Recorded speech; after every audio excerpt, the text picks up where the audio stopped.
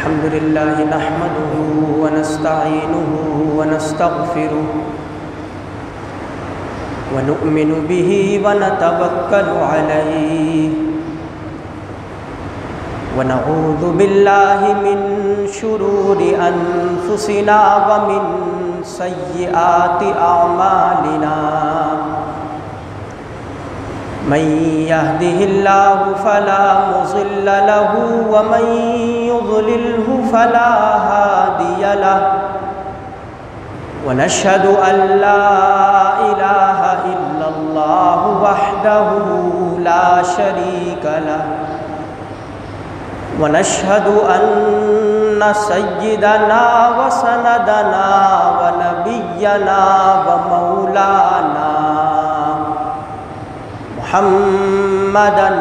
صلى الله عليه وعلى آله وأصحابه وبارك وسلم تسليمًا كثيرًا أما بعد فأعوذ بالله من الشيطان الرجيم بسم الله الرحمن الرحيم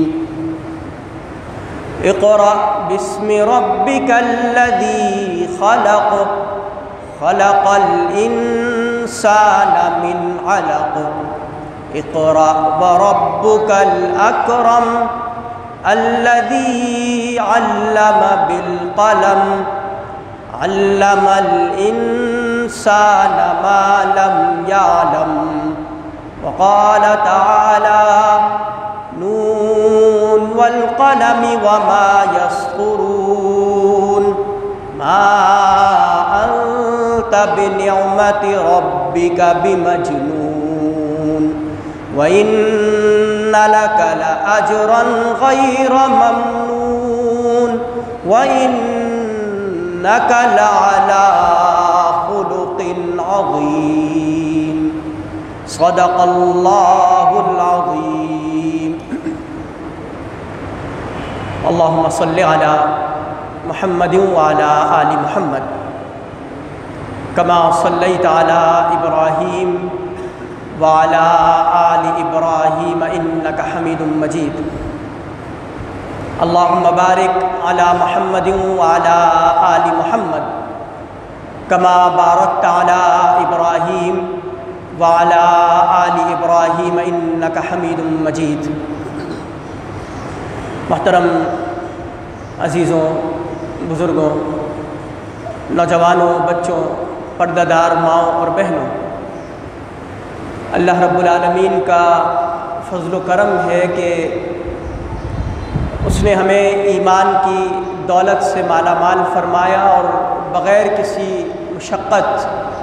بغیر کسی تکلیف اور پریشانیوں کے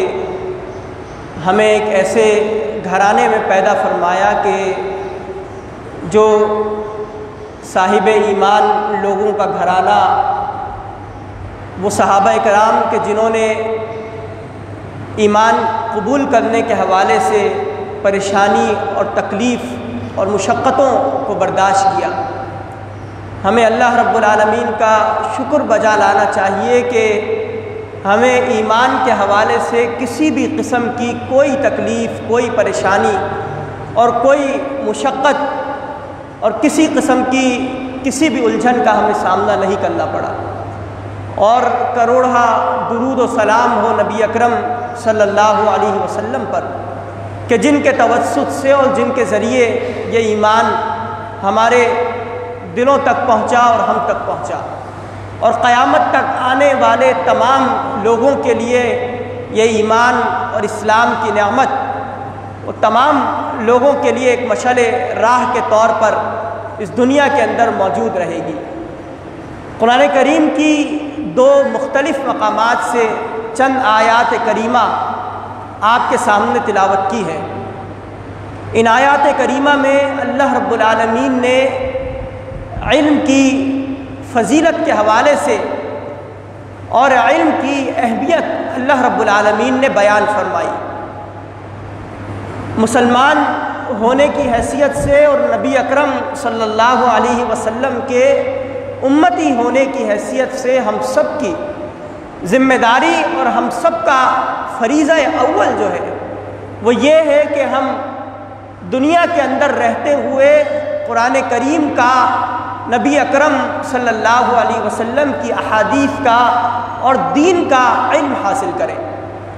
علم کی فضیلت کیا ہے اور اس کی اہمیت کیا ہے، آج اس عنوان پر قرآن کریم کی چند آیات اور نبی اکرم صلی اللہ علیہ وسلم کی چند احادیث مبارکہ آپ کے سامنے پیش کرنا چاہوں گا۔ سورہ علق کی ابتدائی 5 آیات، آپ سب اس بات سے واقف ہوں گے کہ نبی اکرم صلی اللہ علیہ وسلم پر 40 سال کی عمر میں سب سے پہلے جو وحی نازل ہوئی، جن آیات کو اللہ رب العالمین نے اتارا، وہ سورہ علق کی ابتدائی 5 آیات تھی۔ روایات اور واقعات میں آتا ہے کہ نبی اکرم صلی اللہ علیہ وسلم غار کے اندر موجود ہیں اور حضرت جبریل علیہ السلام تشریف لاتے ہیں۔ نبی اکرم صلی اللہ علیہ وسلم سے فرماتے ہیں کہ اقرأ، تو نبی کریم صلی اللہ علیہ وسلم جواب میں فرماتے ہیں کہ ما انا بقارئ، کہ میں پڑھا ہوا نہیں ہوں۔ 3 مرتبہ حضرت جبریل علیہ السلام نبی اکرم صلی اللہ علیہ وسلم کو اپنے دونوں ہاتھوں میں سمیٹتے ہوئے زور سے دباتے ہیں، اور پھر دوبارہ نبی اکرم صلی اللہ علیہ وسلم سے فرماتے ہیں کہ اقرأ بسم ربک الذی خلق، تو پھر نبی کریم صلی اللہ علیہ وسلم یہ سورہ علق کی ابتدائی 5 آیات کی تلاوت فرماتے ہیں۔ یہاں محدثین نے ایک بحث بیان کی اور فرمایا کہ یہ جو حضرت جبریل علیہ السلام اللہ رب العالمین کی جانب سے وحی لے کر آئے تھے اور 5 آیات لے کر آئے تھے، کیا یہ آیات حضرت جبریل علیہ السلام نے پڑھ کر سنائی تھی یا کسی تختی کے اوپر لکھی ہوئی تھی؟ تو اکثر محدثین کی رائے یہ ہے کہ یہ آیات کسی تختی پر لکھی ہوئی تھی اور نبی کریم صلی اللہ علیہ وسلم کے سامنے حضرت جبریل علیہ السلام نے پیش کی، کیونکہ اگر حضرت جبریل زبانی کہتے کہ ان آیات کو پڑھو تو نبی کریم صلی اللہ علیہ وسلم جواب میں یہ نہیں فرماتے کہ میں پڑھا لکھا نہیں ہوں، بلکہ سن کر ان آیات کو پڑھنا شروع کر دیتے۔ جیسے کوئی معصوم اور چھوٹا بچہ ہو، آپ اسے کچھ پڑھوائیں تو وہ فوراً پڑھنا شروع کر دیتا ہے، اسے کسی چیز کو دیکھ کر اس کا املا کرنا اور اسے پڑھنا نہیں آتا، لیکن اگر آپ زبانی پڑھوائیں تو وہ پڑھنا شروع کر دیتا ہے۔ اسی طرح نبی کریم صلی اللہ علیہ وسلم کے سامنے جو پہلی وحی 5 آیات کی صورت میں پیش کی گئی، وہ تحریری صورت میں پیش کی گئی، اور اس کے جواب میں نبی کریم صلی اللہ علیہ وسلم نے فرمایا کہ ما انا بقارئ، میں پڑھا ہوا نہیں ہوں۔ یہ جو پہلی وحی ہے 5 آیات پر مشتمل، ہونا تو یہ چاہیے تھا کہ جب اسلام کی دعوت آتی، جب اسلام کی پہلی وحی اور ایمان کے حوالے سے اللہ رب العالمین کی جانب سے کوئی ہدایت آتی تو سب سے پہلے توحید کا ذکر کیا جاتا، یا نبی کریم صلی اللہ علیہ وسلم کی رسالت کا ذکر، یا آخرت کا، یا نماز روزے کا، عبادات کا ذکر کیا جاتا۔ لیکن اگر آپ ان 5 آیات پر غور کریں، اس کا مطالعہ کریں، اس کے ترجمے کو پڑھیں، تو ان 5 آیات میں 5 مرتبہ اللہ رب العالمین نے تعلیم کا ذکر فرمایا، علم کا، قلم کا، تعلیم و تعلم، سیکھنے اور سکھانے کا۔ پہلی آیت میں فرمایا کہ اقرأ، پڑھیے،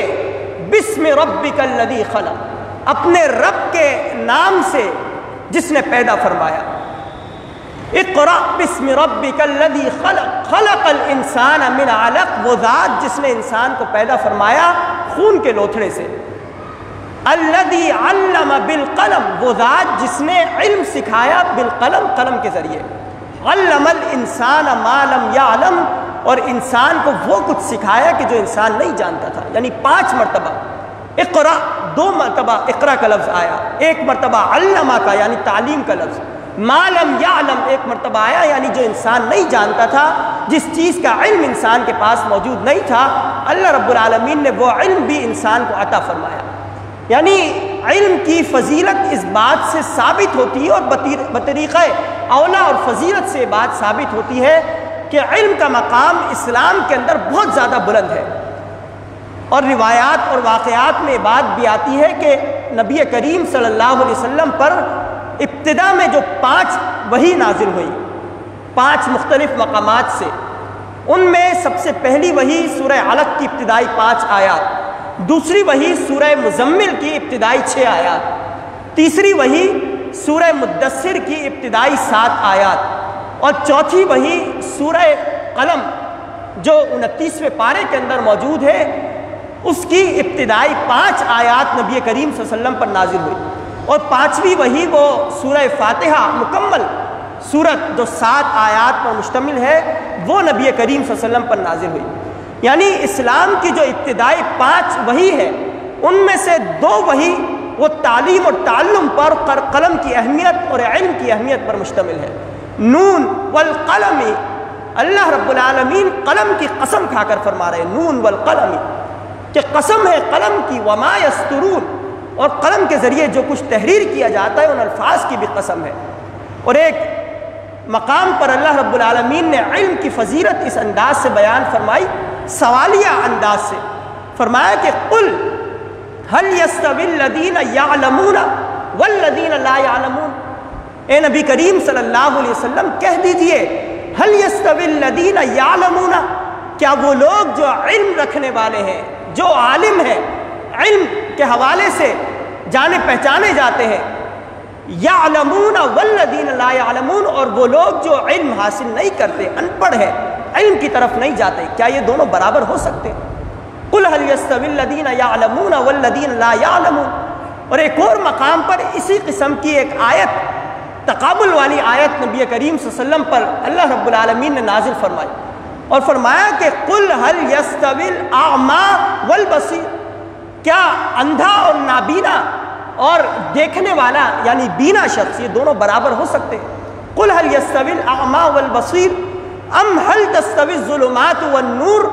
کیا روشنی اور اندھیرا برابر ہو سکتے ہیں؟ جس طرح اندھا اور بینا شخص برابر نہیں ہو سکتے، جس طرح روشنی اور اندھیرا برابر نہیں ہو سکتے، اسی طرح عالم اور جاہل یعنی جو ان پڑھ ہے اور علم حاصل نہیں کرتا وہ برابر نہیں ہو سکتے۔ قرآن کریم میں اللہ رب العالمین نے کئی مقامات پر علم کے حوالے سے توجہ دلائی کہ علم حاصل کیا جائے، علم کی طرف رغبت دلائی، قرآن پر تدبر کرنے کے حوالے سے، نبی کریم صلی اللہ علیہ وسلم کی احادیث کے حوالے سے غور و فکر کرنے کے لیے اللہ رب العالمین نے کئی مقامات پر۔ اس سے بات پتہ چلتی ہے کہ مسلمانوں پر سب سے پہلا فریضہ جو عائد ہوتا ہے وہ علم کا فریضہ ہے، کہ ہر مسلمان علم حاصل کرے، چاہے وہ مرد ہو یا عورت ہو۔ نبی کریم صلی اللہ علیہ وسلم نے فرمایا کہ طلب العلم، علم حاصل کرنا، فریضۃ، یہ فرض ہے، علی کل مسلم، ہر مسلمان پر۔ اور ایک روایت میں بیان فرمایا وہ مسلمۃ، اور ہر مسلمان عورت پر بھی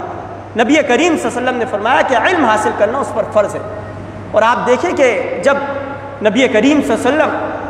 مکہ مکرمہ سے مدینہ کی جانب ہجرت فرماتے ہیں اور مسجد نبوی کی تعمیر کی جاتی ہے، تو مسجد نبوی میں ایک مقام بنایا جاتا ہے کہ جسے تاریخ میں صفہ کے نام سے یاد کیا جاتا ہے۔ صفہ ایک چبوترا ہے، اس چبوترے کے اوپر صحابہ کرام تشریف لاتے ہیں اور علم حاصل کرتے ہیں۔ یعنی اسلام کی جو سب سے پہلی تعلیم گاہ اور یونیورسٹی قائم کی گئی وہ نبی کریم صلی اللہ علیہ وسلم کے دور میں مسجد نبوی میں صفہ کے چبوترے پر 70 سے 80 صحابہ کرام تھے کہ جو صفہ میں قیام فرماتے اور اپنے شب و روز اس میں گزارتے، یعنی رہائش کے طور پر اور اقامتی طور پر وہ وہاں پر رہتے اور علم حاصل کرتے۔ انہوں نے اپنی زندگیاں علم کے لیے وقف کر دی تھی۔ نبی کریم صلی اللہ علیہ وسلم سے براہ راست وہ صحابہ کرام علم حاصل کیا کرتے، اور آپ دیکھیں کہ علم کے نتیجے میں ان کو کیا بلند مقام اللہ رب العالمین نے عطا فرمایا۔ لہذا میری بھی اور ہم میں سے ہر شخص کی یہ ذمہ داری ہے کہ خود بھی علم حاصل کرے اور اپنی اولاد کو بھی علم کی جانب متوجہ فرمائے۔ علم کون سا علم؟ آیا قرآن و سنت کا علم؟ یہ جو دنیاوی علوم ہمارے درمیان موجود ہے ان کا علم؟ کون سا علم حاصل کرنا چاہیے؟ تو اگر آپ اسلام کے حوالے سے ماضی کا مطالعہ کریں تو آپ کے سامنے یہ بات نمایاں ہوگی اور واضح ہوگی کہ دین کا علم یعنی قرآن و سنت کا علم اور دنیا کا علم، اس قسم کی کوئی تفریق ہمیں ماضی کے اندر نہیں ملتی ہے۔ ماضی میں ایک ہی علم ہوا کرتا تھا، جو شخص قرآن کا علم حاصل کرتا، جو حدیث کا علم حاصل کرتا، وہ جدیدیت کے حوالے سے اور معاشرے کے اندر جن علوم کی ضرورت لاحق ہوتی اس کے حوالے سے بھی وہ علم حاصل کرتا۔ ایسا نہ تھا کہ ایک شخص نے قرآن و سنت کا علم حاصل کیا تو اسے دنیا کے بارے میں کوئی واقفیت نہ ہو، اس وقت کی جو عصر حاضر کی جو زبانیں ہوا کرتی وہ اس سے محروم ہو جائے، ایسا نہیں تھا۔ اس وقت کا جو ریاضی کا، کیمیا کا اور دیگر علوم اور طبی حوالے سے جو علوم تھے، کوئی مسلمان اگر علم حاصل کرتا تو تمام علوم وہ حاصل کرتا۔ جب یہاں 200 سال قبل بر صغیر میں انگریز آیا اور انگریز کا تسلط ہمارے ایک خطے پر ہوا اور ہم محکوم ہو گئے، مغلوب ہو گئے اور انگریز جو ہے وہ غالب آ گیا اور ہم تھک ہار کر فاتح بننے کے بجائے مفتو بن گئے، تو انگریز نے سب سے پہلی چال جو ہمارے خلاف چلی وہ یہ کہ دونوں تعلیموں کو ان کے اندر درمیان تفریق کر دی کہ قرآن و سنت کا علم یہ ایک الگ چیز ہے اور دنیاوی علم یہ ایک الگ چیز ہے۔ لہذا اگر دنیا کے اندر رہنا ہے، ترقی حاصل کرنی ہے، انگریز نے اس وقت بر صغیر کے اندر جو ہندو موجود تھے ان کے حوالے سے بھی یہ باتیں پھیلا دی کہ اگر کوئی ہندو وہ دنیاوی علم حاصل کرے گا تو وہ ہماری اسمبلیوں اور پارلیمنٹ تک پہنچ سکے گا، یعنی دنیاوی علم یہ شرط ہے۔ اگر کوئی ہماری انگریزی زبان سیکھے گا اور اس میں وہ آگے بڑھ جائے گا تو اسے ہمارے نزدیک کوئی فوقیت اور بلند مقام حاصل ہوگا، ورنہ ہمارے نزدیک کسی کی کوئی حیثیت نہیں۔ تو یہ دینی اور دنیاوی علم کی تفریق یہ انگریز نے کروائی۔ اس وقت کے جو علماء کرام تھے انہوں نے دیکھا کہ لوگ دنیاوی علم کی جانب متوجہ ہو رہے ہیں، انگریز کی اور مغربی تہذیب کے حوالے سے اس سے متاثر ہو رہے ہیں اور ان کے علوم کو حاصل کر رہے ہیں اور ان کی ثقافت کو اپنے اوپر ڈھال رہے ہیں، تو علماء کرام نے الگ سے دینی مدارس کی بنیاد رکھی کہ ہم دین کی حفاظت کے لیے، قرآن و سنت کی حفاظت کے لیے ہمارے اسلاف نے جو قرآن کی خدمت کی، تفاسیر لکھی، احادیث کی خدمت کی، فقہ کی خدمت کی، تو ہم اس چیز کو محفوظ کرنے کے لیے مدارس بناتے ہیں اور مدارس کے ذریعے ان تمام علوم کو محفوظ کریں گے۔ تو اس وقت کے علماء کرام نے دفاعی پوزیشن اختیار کر کے، یعنی اقدامی نہیں بلکہ دفاع کرتے ہوئے مدارس قائم کی اور طالب علموں کو بلایا اور انہوں نے علم حاصل کیا۔ اور آج ہمارے درمیان اسی طرح کی ایک تفریق موجود ہے کہ دینی علم ایک الگ حیثیت رکھتا ہے اور دنیاوی علم الگ حیثیت رکھتا ہے۔ حالانکہ اسلام کا مزاج یہ ہے کہ دینی علم یعنی قرآن و سنت کا علم اور دنیا کا علم، موجودہ دور کی زبانیں ہوں، موجودہ دور کی ثقافتیں ہوں، موجودہ دور کے حوالے سے جو سائنس اور ٹیکنالوجی ہو، ایک طالب علم اس کو ان تمام علوم کے اندر برابر ہونا چاہیے۔ لہذا علم کا حصول یہ ہر مسلمان مرد اور عورت پر فرض ہے۔ ہماری یہ ذمہ داری ہے کہ ہم خود بھی علم حاصل کریں اور اپنی اولاد کو بھی علم کی جانب راغب کریں۔ نبی کریم صلی اللہ علیہ وسلم کی کچھ روایات آپ کے سامنے پیش کرنا چاہوں گا کہ جو علم کی فضیلت اور طالب علم کی فضیلت کے حوالے سے ہیں۔ پہلی روایت ہے حضرت ابو دردہ رضی اللہ تعالیٰ عنہ، اس روایت کے راوی ہیں، بڑے اہمیت رکھنے والے اور انتہائی علم رکھنے والے صحابی ہیں، معاشرے میں انتہائی بلند مقام رکھنے والے صحابی حضرت ابو دردہ رضی اللہ تعالیٰ عنہ۔ وہ بیان فرماتے ہیں کہ نبی کریم صلی اللہ علیہ وسلم نے فرمایا، من سلک طریقا یطلب فیہ علما، کہ جو شخص ایسے راستے پر چلا کہ جس راستے کے ذریعے وہ علم حاصل کرے، من سلک طریقا یطلب فیہ علما، یعنی آپ اگر گزشتہ ادوار کا اور زمانوں کا مطالعہ کریں تو آپ دیکھیں گے کہ یہ جو طالب علم ہوا کرتے تھے، علم حاصل کرنے والے علماء، وہ پیدل سفر کیا کرتے تھے۔ اگر کسی شخص کو یہ پتہ چلتا کہ دور کسی شہر میں، کسی دور مقام پر نبی کریم صلی اللہ علیہ وسلم کی روایت بیان کرنے والے کوئی صحابی موجود ہیں، تو وہ اپنے علاقے سے پیدل سفر کرتا اور 2-2 3-3 مہینے پر مشتمل سفر کے بعد وہ اس شخص تک پہنچتا اور ایک حدیث کا مختصر سے ٹکڑا اس سے لے کر، یعنی ان سے سن کر پھر دوبارہ سے اپنے مقام پر واپس آ جاتا۔ یعنی اس قدر کوششیں وہ لوگ کیا کرتے تھے۔ تو ان کے بارے میں نبی کریم صلی اللہ علیہ وسلم کا یہ فرمان کہ من سلک طریقا یطلب فیہ علما، کہ جو شخص علم کے راستے پر چلا کہ علم حاصل کرے، سلک اللہ بہ طریقا من طرق الجنہ، تو اللہ رب العالمین اس کے لیے جنت کے راستوں میں سے ایک راستہ بنا دیتے ہیں۔ یعنی علم کی پہلی فضیلت کہ جس نے علم حاصل کیا، علم کے لیے اپنے آپ کو وقف کر دیا، عالم بننے کے لیے، مفتی بننے کے لیے، معاشرے کے اندر علم کو پھیلانے کے لیے، تو اللہ رب العالمین جنت کے راستوں میں سے ایک راستہ اس کے لیے ہموار کر دیتے ہیں۔ اور پھر فرمایا کہ وَإِنَّ الْمَلَائِكَةَ تَضَعُ أَجْنِحَتِهَا رِزًا لِطَالِبِ الْعِلْمِ کہ فرشتے اس طالب علم کے لیے اپنے پروں کو بچھا دیتے ہیں۔ یعنی کس قدر بلند مقام اس علم حاصل کرنے والے کو مل رہا ہے کہ طالب علم کی رضامندی کے لیے، اس کو خوش کرنے کے لیے اللہ رب العالمین کے فرشتے اپنے پروں کو اس کے قدموں تلے بچھا دیتے ہیں۔ اور پھر نبی کریم صلی اللہ علیہ وسلم نے فرمایا وَإِنَّ الْعَالِمَ يَسْتَغْفِرُ لَهُ مَنْ فِي السَّمَاوَاتِ وَمَنْ فِي الْأَرْضِ کہ بے شک عالم وہ شخص کے جو علم حاصل کرنے والا ہے، زمین کے اندر جو چیز موجود ہے، جتنی بھی مخلوقات موجود ہے، آسمانوں میں جتنی بھی مخلوقات موجود ہے، وہ تمام کی تمام مخلوقات یعنی زمینی مخلوقات بھی، آسمانی مخلوقات بھی اس طالب علم کے لیے استغفار کرتی ہے۔ وَإِنَّ الْعَالِمَ يَسْتَغْفِرُ لَهُ یعنی اس کی طرف سے، اس کے گناہوں کے حوالے سے مغفرت کی دعائیں اللہ رب العالمین سے تمام مخلوقات کرتی ہے۔ اور پھر نبی کریم صلی اللہ علیہ وسلم نے فرمایا وَالْحِيتَانُ فِي جُحْفِ الْمَاءِ حتیٰ کہ سمندر کی گہرائیوں کے اندر جو مچھلیاں موجود ہیں، جو مچھلیاں تیر رہی ہیں، وہ مچھلیاں بھی اس طالب علم کے لیے مغفرت کی دعائیں اللہ رب العالمین سے کرتی ہیں۔ اور پھر نبی کریم صلی اللہ علیہ وسلم نے فرمایا وَإِنَّ فَضْلَ الْعَالِمِ عَلَى الْعَابِدِ وہ شخص کے جو عبادت کرنے والا ہے، پوری پوری رات تہجد کا اہتمام کرنے والا، دن میں بھی عبادتوں کا اہتمام کرنے والا، تسبیحات اور اذکار کا اہتمام کرنے والا ہے، اس شخص پر عالم دین کو جو فضیلت حاصل ہے، وہ فضیلت نبی کریم صلی اللہ علیہ وسلم بیان فرماتے ہیں۔ فرمایا کہ کفضل القمر لیلۃ البدر علی سائر الکواکب جس طرح 14ویں رات ہوتی ہے، 14ویں رات میں جو چاند نکلتا ہے جسے ہم بدر کہتے ہیں، کس قدر چمکتا دمکتا چاند ہوتا ہے، جس طرح اس چاند کو تمام ستاروں پر فضیلت حاصل ہوتی ہے، وہ چمکتا دمکتا نظر آ رہا ہوتا ہے، اس طرح اگر بہت سے عابدین موجود ہوں، اللہ کی عبادت کرنے والے موجود ہوں، ان کے مقابلے میں لیلۃ البدر کے چاند کی طرح عالم کو اہمیت حاصل ہے، وہ اس طرح چمکتا دمکتا ہوتا ہے۔ اور پھر نبی کریم صلی اللہ علیہ وسلم نے فرمایا وَإِنَّ الْعُلَمَاءَ وَرَثَةُ الْأَنْبِيَاءِ کہ علماء انبیاء کے وارثین ہیں۔ اور آگے فرمایا وَإِنَّ الْأَنْبِيَاءَ لَمْ يُوَرِّثُوا دِينَارًا وَلَا دِرْهَمًا اور انبیاء کی میراث درہم و دینار نہیں ہوا کرتے، بلکہ انبیاء کی میراث وَإِنَّمَا وَرَّثُوا عِلْمًا فَمَنْ أَخَذَهُ أَخَذَ بِحَظٍّ وَافِرٍ بلکہ انبیاء کی میراث یہ علم ہوا کرتی ہے، اور جس شخص نے علم حاصل کر لیا گویا کہ انبیاء کی میراث اسے حاصل ہو گئی۔ کس قدر بہترین روایت نبی کریم صلی اللہ علیہ وسلم نے بیان فرمائی۔ اس روایت کی روشنی میں یہ ہماری ذمہ داری ہے کہ ہم اپنی اولاد کو علم کی جانب متوجہ کریں، تعلیم و تعلم کے راستے پر ان کو لگائیں، دینی مدارس کے اندر ان کو بھیجیں، وہ قرآن و سنت کا کہ فرشتے ان کے قدموں تلے اپنے پر بچھائیں، زمین کی، آسمان کی،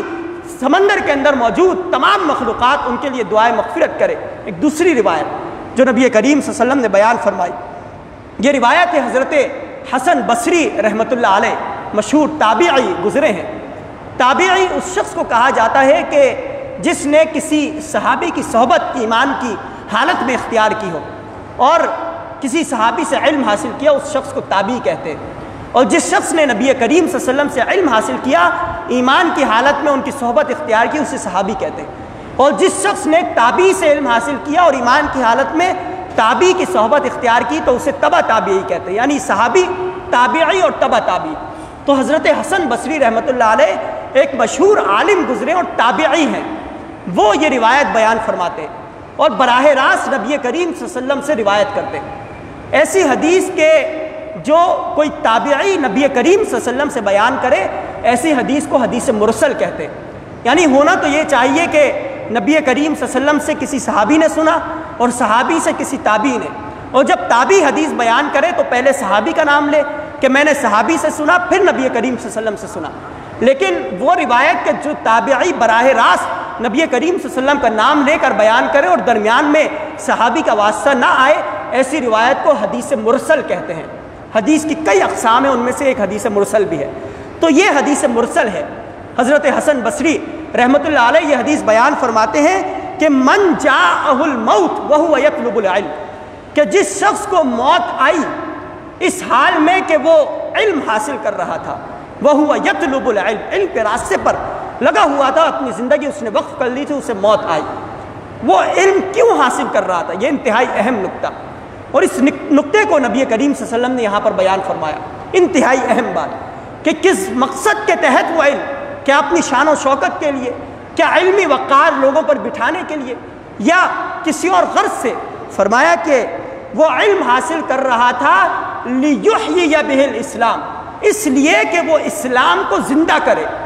اسلام کو قائم اور نافذ کرے، اقامت دین کی جد و جہد کے لیے اپنے آپ کو وقف کر دے، لِيُحْيِيَ بِهِ الْإِسْلام، اسلام کا اور دین کا احیاء کرے، اس غرض سے وہ علم حاصل کر رہا تھا۔ تو نبی کریم صلی اللہ علیہ وسلم نے فرمایا، انتہائی اہم فضیلت بیان فرمائی ایسے طالب علم کی، فرمایا کہ فَبَيْنَهُ وَبَيْنَ النَّبِيِّينَ دَرَجَةٌ وَاحِدٌ فِي الْجَنَّةِ، کہ اس کے اور انبیاء کے درمیان جنت میں صرف ایک درجے کا فرق ہوگا۔ یعنی یہ نہیں فرمایا کہ شہداء اور طالب علم کے درمیان، یہ نہیں فرمایا کہ صدیقین اور طالب علم کے درمیان، یا یہ نہیں فرمایا کہ صالحین اور طالب علم کے درمیان، بلکہ فرمایا کہ انبیاء اور طالب علم کے درمیان صرف ایک درجے کا فرق ہوگا، صرف ایک درجے کا، اس قدر قریبی